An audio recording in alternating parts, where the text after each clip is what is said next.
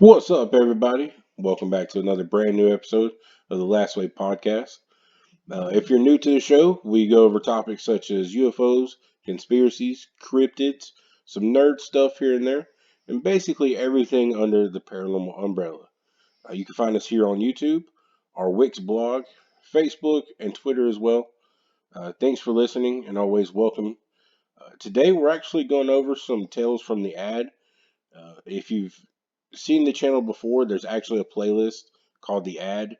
And basically, what I did as a paranormal researcher before I had my team and everything is I put out an ad on Craigslist looking to basically help people with their paranormal concerns, questions, um, even house cleansings, stuff like that, investigations if need be. And of course, as if you'll go back and listen to some of those episodes, I got some pretty crazy stuff from curses to psychics to shadow people, all kinds of craziness. So um, basically, I just put out the ad again and got some really good stories again, and it's just in my couple surrounding states. The crazy thing about this ad is I've never gotten someone who just said, "Hey, I've got some ghosts, come check them out."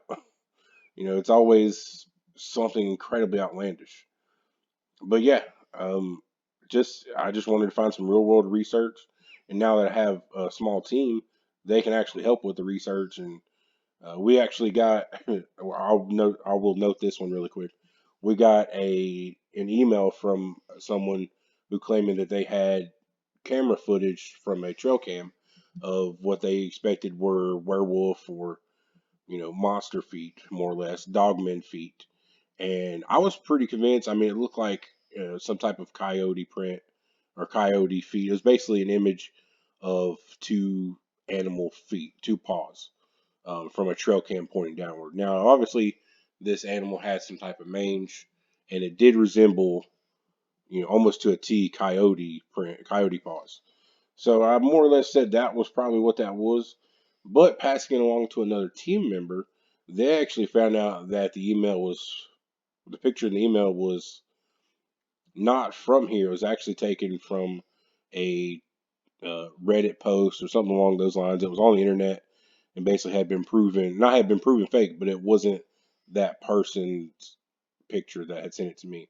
So again, that is you know, that's the danger of posting an ad on Craigslist. It's basically the unthinkable thing to do when you're a paranormal researcher. Just start asking, the nation of Craigslist for their spooky stories and things of that nature.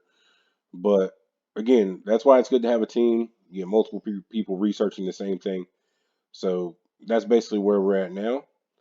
And I'm always sure whenever I put the ad out to allow anything that would be considered paranormal. And we obviously get some outright angry replies, people saying how crazy we are and how things don't exist, blah blah blah. However, we have again received more replies than I really ever expected, and none of them have been again, hey, I've got a cool haunted house for you to come see.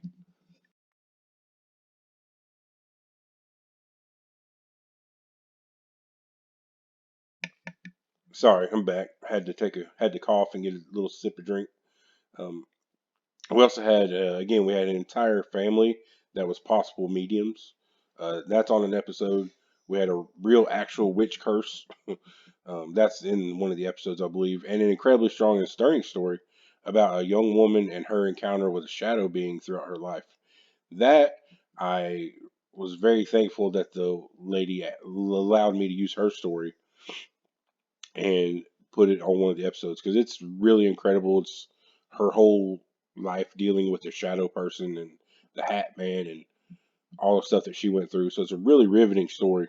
So that is on one of our episodes in this series. Basically, back to today, and back to the most recent ones. So the main two stories we're going to focus on include someone who had actually contacted me a year or so ago when the original ad posted. However, this story was just too absurd, and I couldn't wrap my head around it at the time. I couldn't imagine the person, wasn't just messing with me. The individual, and it's important I do not use names or locations of these individuals, obviously. I don't want these some of these people are just in fleeting contacts, and the stories are interesting. I can't get their approval to use their location, their, you know, I guess demographic information. So I'm just really generalizing, so no one's in trouble, no one gets mad, that kind of thing. These are just stories that I've encountered and stories that I've received. I can't speak to the truth of any of them, but this is what I've received through contacts. The gentleman relayed through multiple emails that he is visited nightly by some unknown force, and the interactions are often, more often than not, sexual in nature. Again, due to my naivete, I guess you would say I just wasn't sure they were presenting a true account. To save the gory details from our listeners, I will say that the interactions were sometimes forceful and encompassed multiple parts of the man's body. After hearing from this person again on the latest round of ad emails, I had to take them at least kind of seriously.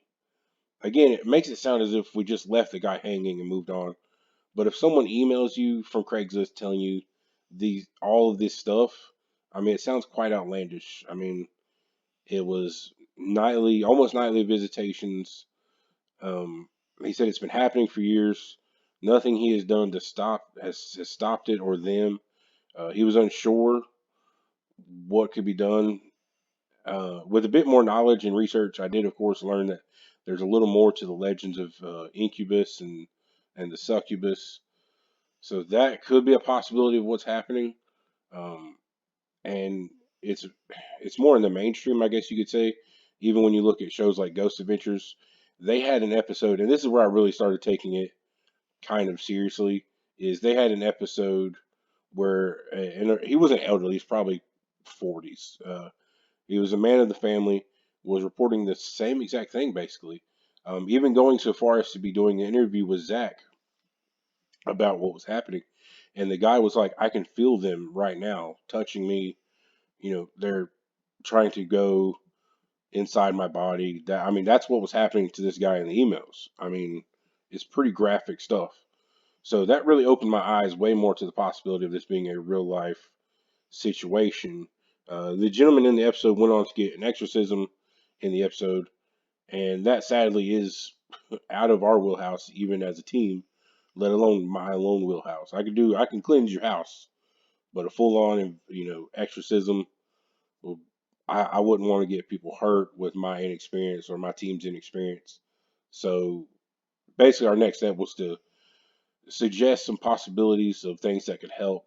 Certain rituals, like small rituals or things to do to hinder the entities, burning incense and sage, body cleansing things as well, such as salt baths and whatnot. Obviously, we suggested religious techniques based on the person's belief.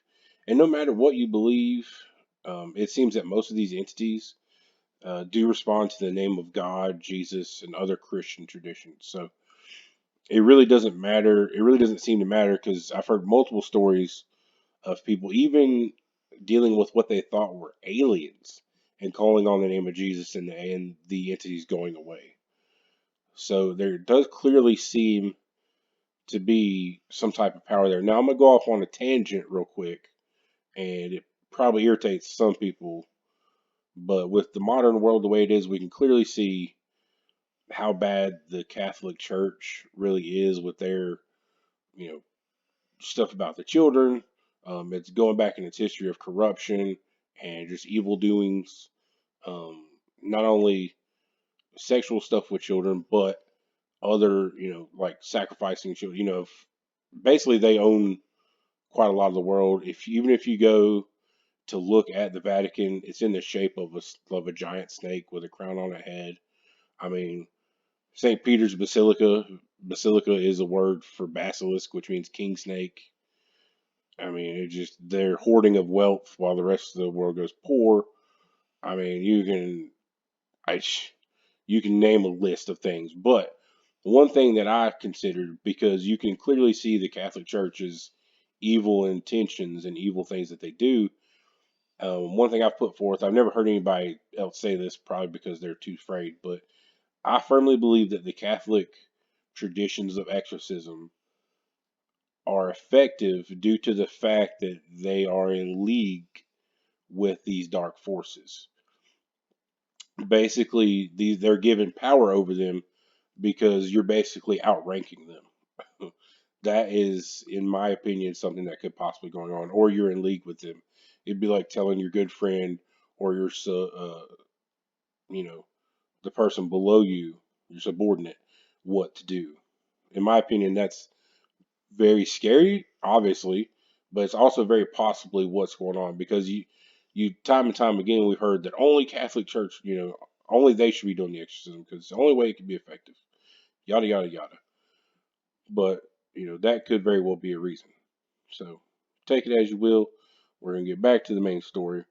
So time will only tell if these suggestions have actually have some effect and help this gentleman. Hopefully they will. It's a real tragic story if it is indeed true. I mean, that's just a horrible thing to think of, on a nearly nightly basis to just be violated. So hopefully we can help this guy, and I'll keep everyone on the podcast up to date on it, and I'm sure I'll do more ads and more episodes regarding them in the future. So on to a slightly happier note. Our next set of emails, our next two emails, well, yeah, two emails, are stranger related, I think. The first we received from a woman who was concerned about something she was doing to other people, but she had no control over it. She was completely convinced that she was making people itch.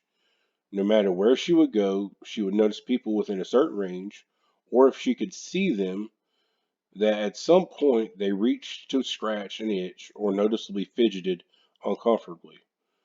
At first, I was kind of just dumbfounded and blown away by this, and explained that this could just be something like a minor tick or an OCD habit, like like she has seen it, so now she has to notice it or look for it, kind of thing. Like when you get a new car, you realize how many people are driving that exact same car. I kind of at first grouped that into that category, but through some research and stuff, um, we kind of found a different path. So I also noted to her that humans are notoriously fidgety creatures. We have hair, clothes, and weather, and 100 other things that make us move in some way. So that could just be a simpler truth. But again, um, we, I thought it could possibly be something having to do with her electrical field. And whether you call it electrical field, aura, you can even call it a soul. But humans do have some type of electrical activity, in them and around them. I mean, that's provable. So my theory and my team's certain members of the team's theory was that this could possibly be just a unique activity within that field.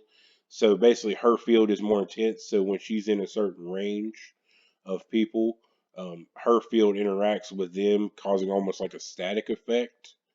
Um, I mean, I know it sounds absurd, but it would make sense if it is true. Like I don't really know how else to explain it. Basically, she's got a field around her. When that field interacts with other people, like say a static charge or static electricity, our skin would, our hair would raise up, our skin would tingle, stuff like that, and that would obviously make us itch. So that could be a definite option, and that's kind of where we were circling on. She also sent me a video and it was pretty interesting. It was a video of another woman who was taking basically a selfie video in her car, and they were speaking about the same exact feeling that they had, the same thing that this lady reported. She said she'd have to leave jobs because she felt so bad about it, um, and all this stuff. Like everywhere she would go, people would itch around her. So it was not just a one-off, and it seems there's a community of people out there who honestly think they make other people itch. Um, that the electrical field thing is something I can think of. There's guys who it was an old show. It was like Superhumans or something by Stan Lee. It was on the History Channel, and they had one guy on there who you could stick stuff to, like his body was magnetized. You could stick metal stuff to him. They also had a guy on there who could walk under street lamps, and the street lamps would go off above him, and they're a good, 6, 7 feet above him, but they would just cut off. unexplainably when he goes under. And there's other people that you could touch different electrical stuff. Most humans can do this. Say if you touch an old school radio, the static will change, the electricity will change, the sound will change, that kind of stuff. So we are in tune to electrical fields. So it is possible that our electrical field or the electrical fields of some people could be more powerful, could be different, that could be completely unique, and some of this stuff even happens. So that was pretty much the theory that we put forward. We had to explain to her that it probably wasn't demons, it probably wasn't a psychic ability, or even bugs like some of these individuals actually fear. Um, Again, I think it could be their aura, electrical field, um, something of that nature. So again, I told her that could have something to do with that. We also got another email from another lady, and her issue was that she claimed that she could make people louder. She could hear voices like crystal clear from other rooms. She could she would know like when someone's about to call or when someone's about to get a message or when someone's coming to the door. It's basically like a sixth sense is what she was reporting, and she had it for most of her life. She could hear different stuff from different rooms. And I don't know, it was hard to know what she meant by she makes people louder just being around them. Um, Again, this could be one of those situations. Now, I explained this to this lady as well, where your electrical field could be affecting what's around you. Um, I mean, you look at even kind of comical examples of things like chi. Well, that's not chi, but like things on like cartoons. Like imagine Dragon Ball Z and them going Super Saiyan, and that's their electrical field. More or less, that's a very ridiculous comparison, but um, it's possible. I mean, I would say it's definitely possible that these people have something different in their electrical field, in their body, some type of sixth sense. But it could have been a sixth sense, and it could have been that in the past these things were seen as that, and certain things were seen as a sixth sense when it really could just be the electrical field of a person's body, their their iron content in their blood. They could have a higher iron content. It could be any number of other things, but it's probably not bugs or demons. I don't think. So that did make the people feel a little bit better. That I could tell them that they were more than likely not haunted by you know entities or covered with bugs that jump from them to make other people feel weird. So that is definitely some of the more interesting responses I've gotten lately, that I shared with the team. There have been some. I don't know what happened, but I got like six emails from this person who wasn't typing coherently at all. It'd be three or four sentences like, "Hey, glad to know there's other people doing what you're doing," and then it would branch into something else and cursing. And it's like after all these years of isolation, I could finally come out and talk to people. It was bananas. So that person sent like five emails just of a paragraph of nonsensical talking. That was crazy. I mean, it's again, as I stated in the beginning, no one in their right mind would ever put out an ad on Craigslist asking for paranormal stuff. I can't. I get new stuff every time that we do this. We get more outlandish stories. The more I reach out to different states and bring everything in, it just gets wilder. Again, not one person with a ghost asking to come check out their house. The goal has completely changed, and our main goal with the ad now was the main goal before, but we honestly wanted some investigations. But now it's just to help people. I mean, I've gotten multiple shadow people things, multiple people thinking they were cursed, people thinking their life is just going down the drain and it's got to be an entity. So, I mean, we've had to become, minor psychiatrists at sometimes, group therapists. I mean, it has been a trip, and that's pretty much all we've received from this round. I'll probably get the team together. We'll probably repost them in a month or two, just to see what else we can find. And if we get any more info in between now and then, I'll probably do another episode to let everyone know what else we're getting. But again, I don't include names, locations, anything of that nature, so these people don't get upset, and so no one knows who they are. But again, that's pretty much going to do it for us today. As always, thanks for listening. Like and subscribe. Catch us on YouTube, where you're listening to us now. The Wix blog, Facebook. You just look up the Last Way podcast on either one of those, and you'll find us. And follow us where you can. We appreciate your time. Thanks for listening, and we'll catch you on the next episode.